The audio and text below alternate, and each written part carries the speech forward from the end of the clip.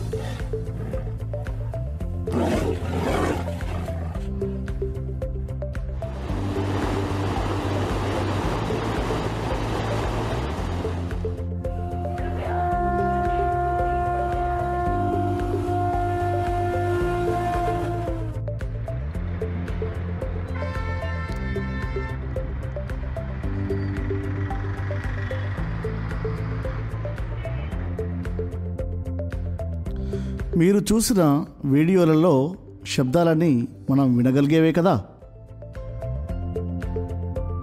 మనం వినలేని కొన్ని శబ్దాలను జంతువులు వినగలుగుతాయి.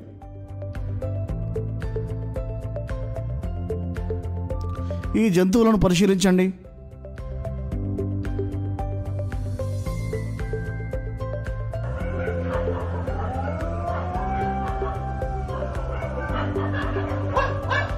కుక్కలు రాత్రి సమయాలలో ఎక్కువగా ఎందుకు అరుస్తాయి?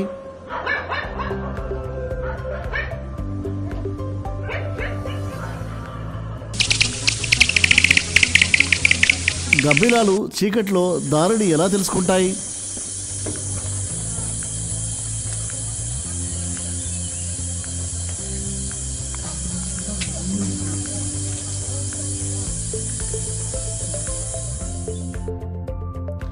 ఏనుగు, ఖడ్గమృగం తమ భావాలను ఎలా వ్యక్తపరుస్తాయి?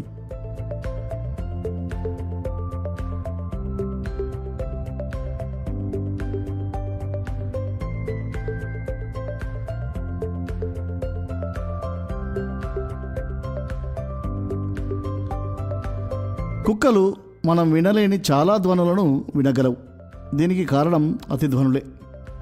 గబ్బిలాలు అతిధ్వనులను ఉపయోగించి దారిని తెలుసుకుంటాయి.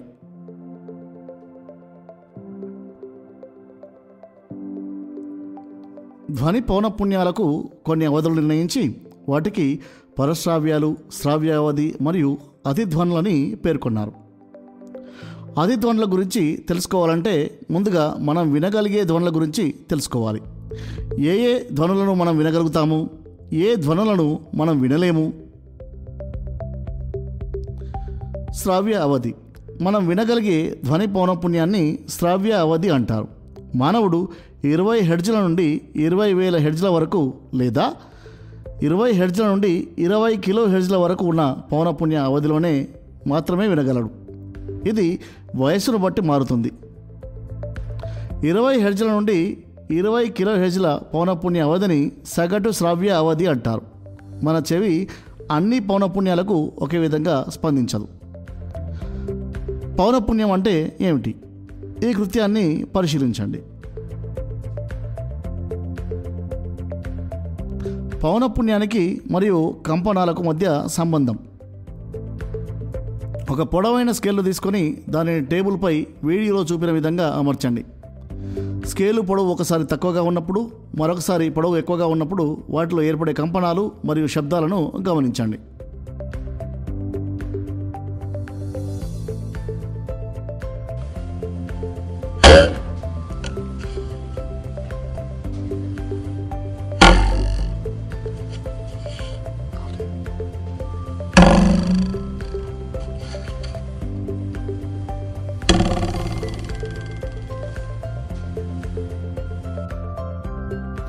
స్కేలు పొడవు తక్కువగా ఉన్నప్పుడు కంపనాలు ఎక్కువగా ఏర్పడినవి, ధ్వని ఎక్కువగా ఉంది. స్కేలు పొడవు ఎక్కువగా ఉన్నప్పుడు కంపనాలు తక్కువగా ఏర్పడినవి, ధ్వని తక్కువగా ఉంది. అంటే పిచ్ పెరగడం తగ్గడం కంపనాల సంఖ్యపై ఆధారపడి ఉంటుందన్నమాట.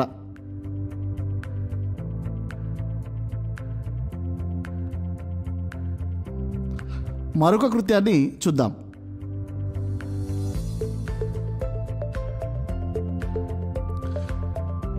శృతి దండాన్ని రబ్బరు శృతితో కానీ లేదా టేబుల్కు కొట్టినప్పుడు దానిలో కంపనాలు ఏర్పడి ధ్వనిని ఉత్పత్తి చేస్తుంది.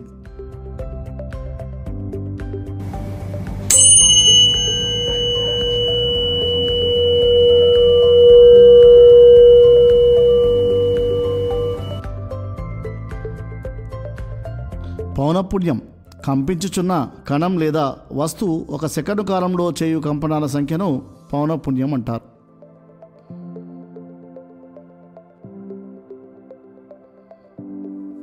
ఒక కణం యు డోలనాలు చేయుటకు పట్టిన కాలం 1 సెకను అనుకుంటే ఒక డోలనానికి పట్టిన కాలము 1/u, కానీ ఒక డోలనానికి పట్టిన కాలాన్ని ఆవర్తన కాలం t అని, 1 సెకనులో చేసిన డోలనాల సంఖ్యను పౌనఃపున్యం అని అంటాం.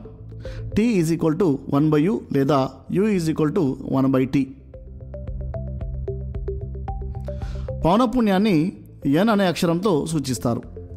దీనికి ప్రమాణాలు సైకిల్ పర్ సెకండ్ లేదా SI ప్రమాణాలు హెర్ట్జ్లలో కొలుస్తారు. హెన్రిచ్ రూడాల్ఫ్ హెర్ట్జ్ జర్మనీ శాస్త్రవేత్త హేన్బర్గ్లో జన్మించాడు. బెర్లిన్ విశ్వవిద్యాలయంలో చదువుకున్నాడు. విద్యుదయస్కాంత తరంగాల ఉనికిని కనిపెట్టాడు. రేడియో, టీవీ, టెలిగ్రాఫ్ మరియు రాడార్లు పనిచేయడానికి ఇది దోహదపడింది. ఇతని గౌరవార్థం పౌనఃపున్యానికి ప్రమాణాలుగా హెర్ట్జ్ అని నామకరణం చేశారు.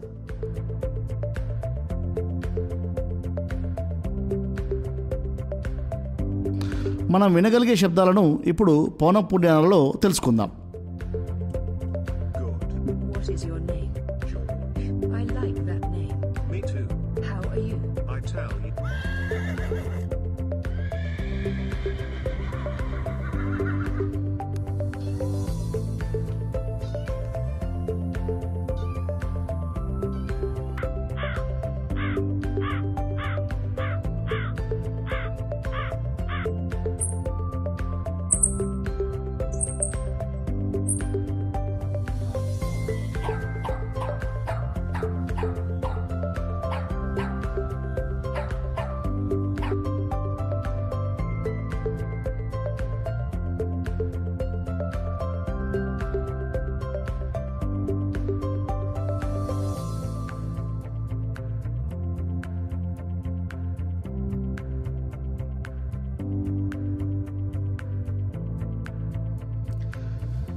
వివిధ జంతువులకు వివిధ శ్రవ్య అవధులు ఉంటాయి.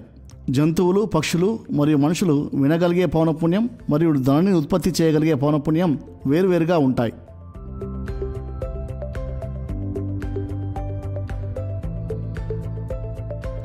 మనం వినలేని ధ్వనుల యొక్క పౌనఃపున్యం ఎంత ఉంటుందో తెలుసా?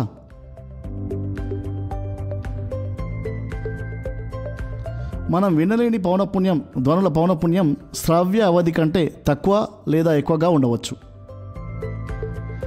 20 హెర్ట్జ్ల కంటే తక్కువ పౌనఃపున్యం ఉన్న ధ్వనులను ఏమంటారు? వీటిని పరశ్రావ్యాలు అని అంటారు.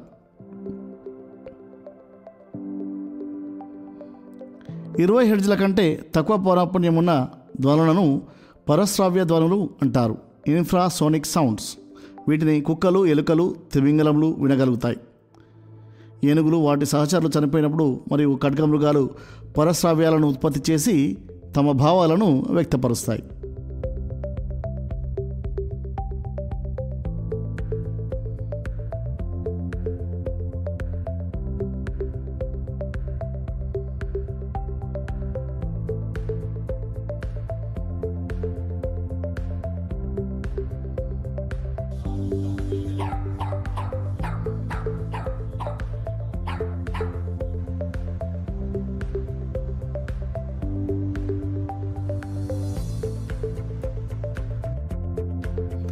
ఇరవై 20,000 హెర్ట్జ్ల కంటే ఎక్కువ పౌనఃపున్యం ఉన్న ధ్వనులను ఏమంటారు?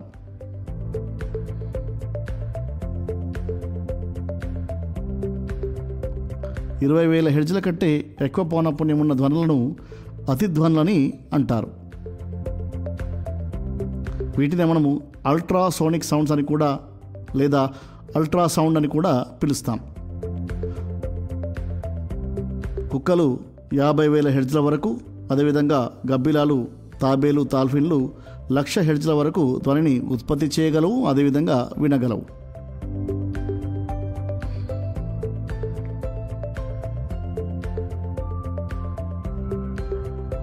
అతిధ్వనులను వినగలిగే జంతువులను ఒకసారి పరిశీలించండి.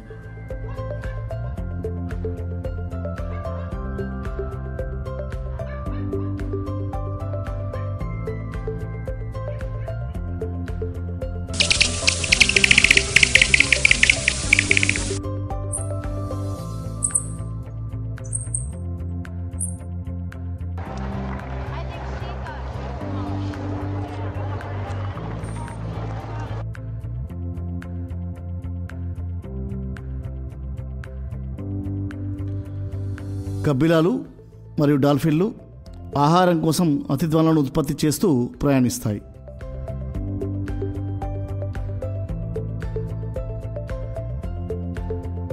గబ్బిలము మరియు డాల్ఫిన్లు ధ్వనిని ఉత్పత్తి చేసినప్పుడు తరంగాలు ఆహారాన్ని తాకి పరావర్తనం చెందడం వల్ల అవి ఆహారాన్ని వేటాడగలుగుతాయి. వీడియోను జాగ్రత్తగా పరిశీలించండి. ఆహారాన్ని ధ్వని ఉత్పత్తి చేసినప్పుడు తరంగాలు ఆహారాన్ని తాకి తిరిగి వెనక్కి రావడం గమనించవచ్చు.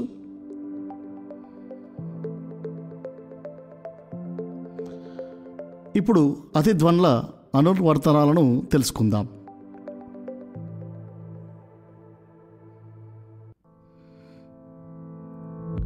పాలలో నీటిలో ఉన్న బ్యాక్టీరియాను నశింపజేయుటకు అతిధ్వనులను వాడతారు. సముద్రాల లోతులు కనుగొనడానికి, లోహాల పగుళ్లను కనుగొనుటకు, మురికిని శుభ్రం చేయుటకు, వైద్య రంగంలో శరీర అంతర్భాగాలను స్కానింగ్ చేయుటకు మరియు అదేవిధంగా కిడ్నీ యందు ఏర్పడిన రాళ్లను ముక్కలుగా చేయటకు కూడా అతిధ్వనులను వాడుతున్నారు. ఇప్పుడు పాలు మరియు నీటిలోని బ్యాక్టీరియాను ఎలా నశింపజేస్తారో, అతిధ్వనులను ఎలా ఉపయోగిస్తారో చూద్దాం.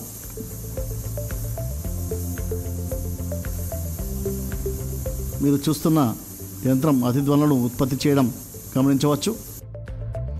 అదేవిధంగా దంత వైద్యుడు విరిగిన దంతాలను తొలగించుటకు, శుభ్రపరచుటకు అతిధ్వనులను ఎలా వాడుతున్నారో చూద్దాం.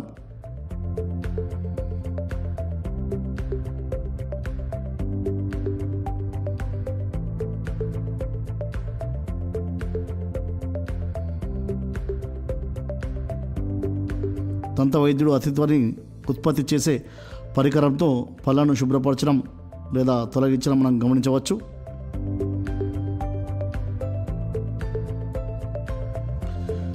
అతిధ్వనులను ఉపయోగించి శరీర అంతర్భాగాలను ఎలా స్కానింగ్ చేస్తారో చూద్దాం.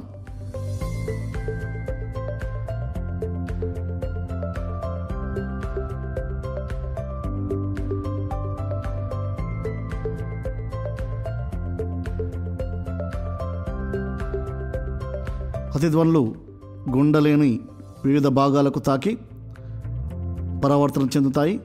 ఈ విధంగా ఇకోకార్డియోగ్రఫీ ఈసీజీ ద్వారా గుండెలోని వివిధ భాగాలను పరిశీలిస్తారు.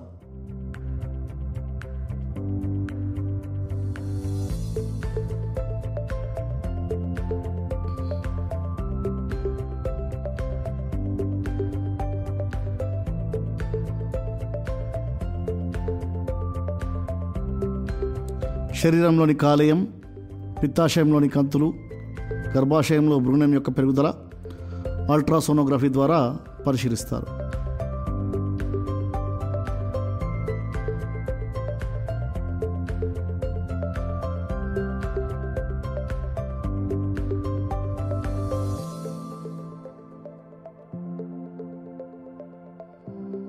అదేవిధంగా కంటిలోని శుక్లాలను తొలగించడానికి అతిధ్వనులను ఉపయోగించి శస్త్రచికిత్స చేస్తారు.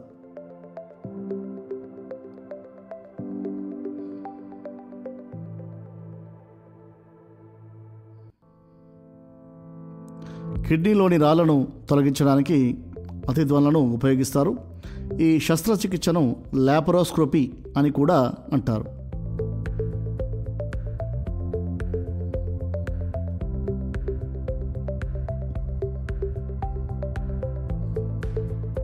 ప్రతిధ్వనులతో వస్తువులను ఏ విధంగా శుభ్రపరుస్తారో చూద్దాం. బట్టలు, పాత్రలు, ఇతర వస్తువులపై ఉన్న మురికిని తొలగించలేని సందర్భాలలో అత్యధిక పౌనఃపున్యమున్న ధ్వనులను పంపి అంటిన మురికిని తొలగిస్తారు. సాధారణంగా మనం శుభ్రపరచలేని వస్తువులను అతిధ్వనులతో శుభ్రపరచవచ్చు. అదేవిధంగా రంధ్రాలు చేయుటకు మరియు కావలసిన ఆకృతులతో కోయుటకు యంత్రాలను ఉపయోగిస్తారు. ఈ యంత్రంలో హార్న్ అనే సన్నని లోహపు మేకును కంపింపచేయడం ద్వారా ప్రతిధ్వనులు ఉత్పత్తి చేసి ఒక సెకనుకు సుమారు 10 లక్షల సార్లు కొట్టడం వలన రంధ్రాలు కంపనాలు చేయడం వలన రంధ్రాలు చేసి వివిధ రకాల ఆకారాల్లో కోస్తారు. ప్రతిధ్వనుల ద్వారా సోనార్ అనే పరికరం ఏ విధంగా పనిచేస్తుందో ఇప్పుడు చూద్దాం. సోనార్ అనగా సౌండ్, నావిగేషన్ అండ్ రేంజింగ్. ఈ పరికరము సముద్రాల లోతును కనుగొనుటకు ఉపయోగిస్తారు. ఈ వ్యవస్థలో ప్రసారిణి మరియు గ్రాహకం అనే 2 పరికరాలు ఓడలోనే ఉంటాయి. ప్రసారిణి ద్వారా దాదాపు 1000 హెర్ట్జ్ల పౌనఃపున్యం ఉన్న ప్రతిధ్వనులను నీటిలోని అన్ని దిశలకు పంపుతారు. ప్రతిధ్వనుల పరావర్తనం వలన వచ్చిన ప్రతిధ్వని ఓడను చేరడానికి పట్టే కాలాన్ని లెక్కించి ఆ వస్తువు ఎంత దూరంలో ఉందో లెక్కిస్తారు. ప్రతిధ్వనులు ఏర్పరిచిన కోణాలను బట్టి ఆ వస్తువు యొక్క ఆకృతి, పరిమాణాలను కూడా కొలుస్తారు.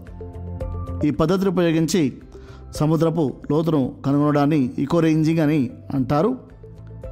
సోనార్ పరికరాన్ని ఉపయోగించి సముద్రాల లోతును ఎలా లెక్కిస్తారో ఇప్పుడు చూద్దాం.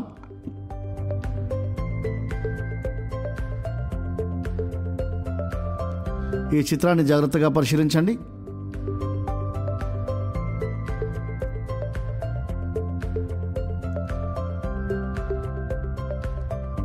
ఒక వస్తువు అవరోధాన్ని తాకి వెనక్కి రావడానికి పట్టిన సమయాన్ని మనం ఇక్కడ గమనించవచ్చు.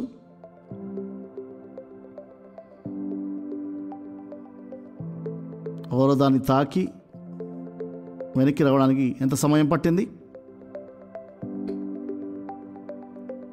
4 గంటల 20 నిమిషాల 2 సెకండ్లకు బయలుదేరిన వస్తువు అవరోధాన్ని తాకి 4 గంటల 20 నిమిషాల 4 సెకండ్లకు వచ్చింది. అంటే 2 సెకండ్ల సమయాన్ని తీసుకోవడం మనం ఇక్కడ గమనించవచ్చు.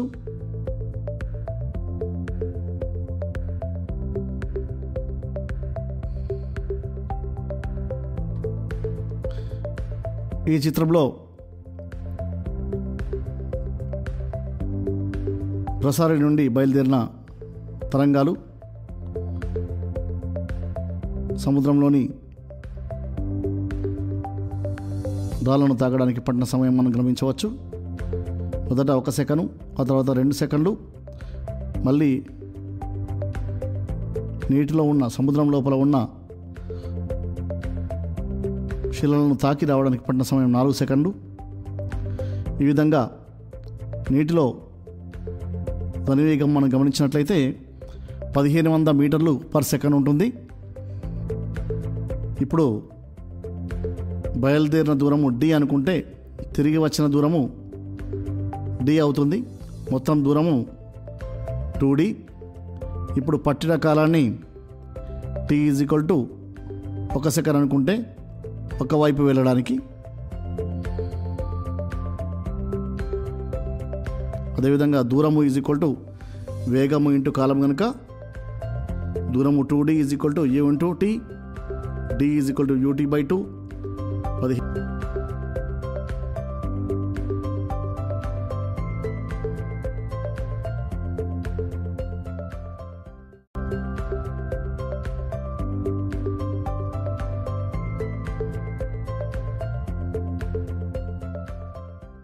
ఈ విధంగా 1 సెకనుకు 2 సెకండ్లకు మనము దూరాన్ని లెక్కించవచ్చు.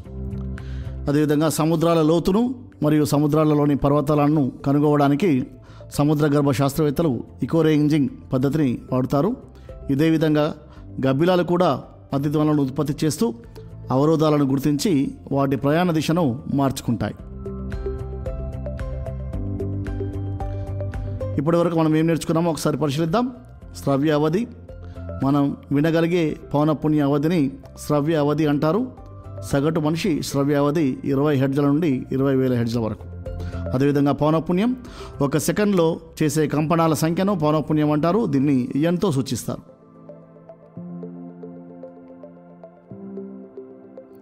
పరశ్రావ్యాలు 20 హెర్ట్జ్ల కంటే తక్కువ పౌనఃపున్యం ఉన్న ధ్వనులను పరశ్రావ్యాలు అంటారు. ఉదాహరణకు పాము, ఎలక, ఏనుగులు, తిమింగలాలు, ఖడ్గమృగము ఈ పౌనఃపున్యం ఉన్న ధ్వనులను వినగలుగుతాయి, అదేవిధంగా ఉత్పత్తి చేయగలుగుతాయి. అతిధ్వనులు 20,000 హెర్ట్జ్ల కంటే ఎక్కువ పౌనఃపున్యం ఉన్న ధ్వనులను అతిధ్వనులు అంటారు. అతిధ్వనుల ఉపయోగాలను ఒకసారి పరిశీలించినట్లయితే లోహాల పగులను కనుగొనుటకు, రంధ్రాలు చేయుటకు, మురికిని శుభ్రపరచుటకు, దంతాలను శుభ్రపరచుటకు, తొలగించుటకు, శరీర అంతర్భాగాలను చిత్రీకరించుటకు, శస్త్రచికిత్సలు చేయుటకు, అదేవిధంగా సముద్రాల లోతులను కనుగొనటకు, మునిగిన ఓడల జాడ తెలుసుకునేందుకు, అదేవిధంగా పాలు, నీటిలోని బ్యాక్టీరియాను చంపుటకు ఉపయోగిస్తారు.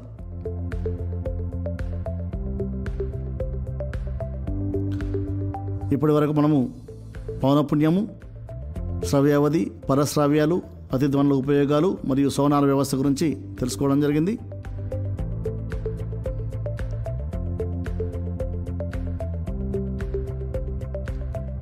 ఇప్పటి వరకు నేర్చుకున్న అంశాలపై కొంత మూల్యాంకనం చేద్దాం. గబ్బిలాలు తమకు ఎదురుగా ఉన్న అవరోధాలను ఎలా గుర్తిస్తాయి? కుక్కలు రాత్రి సమయంలో ఎక్కువగా ఎందుకు మరుగుతాయి? చేపలు వినగలిగే పౌనఃపున్యం ఎంత? ఏనుగులు వాటి సహచరులు చనిపోయినప్పుడు ఎలా స్పందిస్తాయి? సోనార్ వ్యవస్థ ఎలా పనిచేస్తుంది? డాక్టర్లు గుండె పనితీరును ఎలా తెలుసుకుంటారు? వీటన్నిటికీ సమాధానాన్ని మీ ఉపాధ్యాయుని సహాయంతో రాయండి.